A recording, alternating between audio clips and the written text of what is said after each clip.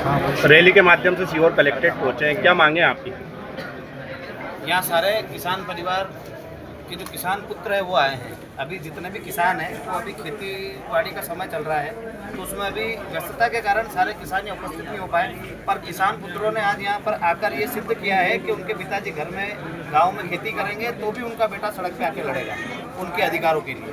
तो जो हमारी मांगे है, प्रथमतः मांग हमारी ये है कि सीहोर जिले को मुआवजे से वंचित कर दिया है, और जिन जिलों में मुआवजे दिए भी हैं वो 1000 से 1500 रुपये प्रति बीघे के हिसाब से दिए।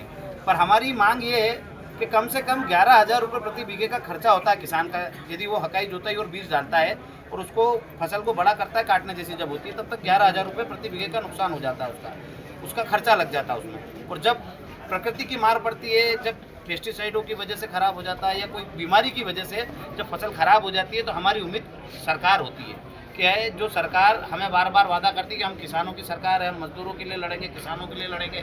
किसानों की बातें करके जो लोग यहाँ पर सत्ता में काबिज हुए हैं, जैसे कि हमारे यहाँ आपके सीहोर जिले में यहाँ से अभी आपके कृषि मंत्री हैं, जो पूरे देश भर के कृषि मंत्री हैं, वो किसानों की लड़ाई लड़ते लड़ते कृषि मंत्री बन गए, देश के मुख्यमंत्री रहे, पर किसानों का भला अभी तक नहीं हुआ। तो किसान पुत्र कहने वाले से हमारा यही निवेदन है कि आपने खेती कर रखी है तो आपको पता भी होगा कि 11,000 प्रति बीघे का हमारा नुकसान हो रहा है, और हम सरकार से यही आस कर रहे हैं कि वो हमें मुआवजा मिले, ताकि जिस प्रकार से सरकार आज हमारे साथ इस मुसीबत के दौर में खड़ी रहेगी, तो हम भी वादा करते हैं कि यदि आप हमारे साथ खड़े रहोगे तो हम भी आपके साथ खड़े रहेंगे, पर आप हमारे साथ खड़े नहीं रहोगे तो हम आपका विरोध करेंगे। अगर आपकी मांगे नहीं मानते तो क्या करेंगे?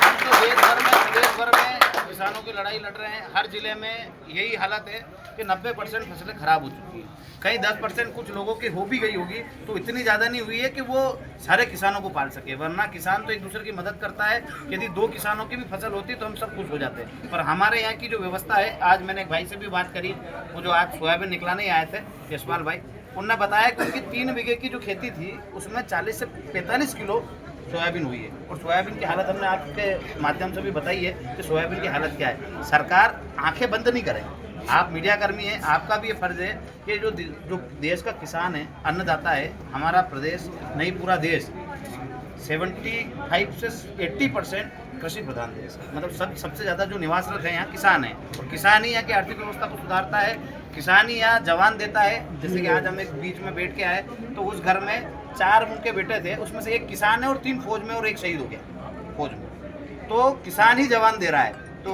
इस प्रदेश की, इस देश की जो व्यवस्था है वो किसानों के हाथ में है। तो किसान यदि कंगाल हो जाएगा, फसलें बर्बाद होती रही, बर्बाद होता गया, तो देश भी बर्बाद हो जाएगा। यदि राष्ट्र को मजबूत करना है तो किसान को मजबूत करना पड़ेगा, और किसान को मजबूत करने के लिए उसको मुआवजा देना पड़ेगा। जिस प्रकार से बीमा कंपनियां बीमा करती है पर उसकी पॉलिसी नहीं देती, हमें कोई मतलब हमें पता भी नहीं रहता, हमारा किसी बैंक से है तो हमें बिना पूछे हमारा बीमा कर दिया जाता है, और उस बीमे की राशि काट ली जाती है हमारी बिना अनुमति के। मतलब हमारे बैंक से खाते से चोरी करके हमारा जबरदस्ती बीमा थोपा जाता है, और जब हमारी फसलें खराब हो जाती है तो उस बीमा की जो राशि आती है 500, 700, 200 रुपये, कभी कभी तो नहीं भी आती है। तो हम ये सरकार से ये चाहते हैं कि यदि हमारे हक का पैसा, हमारे खाते का पैसा हमारा काटा जा रहा है, तो जो उनकी गाइडलाइन है वो भी बताई जाए कि 100% नुकसान होगा तो आप 10,000 रुपये बीघे के दोगे, 15,000 रुपये बीघे के दोगे, 20,000 बीघों के दोगे। तो हमें ये पॉलिसी के माध्यम से मालूम होना चाहिए, और पॉलिसी हमें मिलनी चाहिए, और उसमें मेंशन होकर भी आना चाहिए कि 100% नुकसान पे इतना पैसा 1 बीघे पे मिलेगा, तभी हमारा बीमा करा जाए, वरना हमारे साथ जोर जबरदस्ती नहीं की जाए। और सरकार का ये फर्ज है कि यदि बीमा कंपनी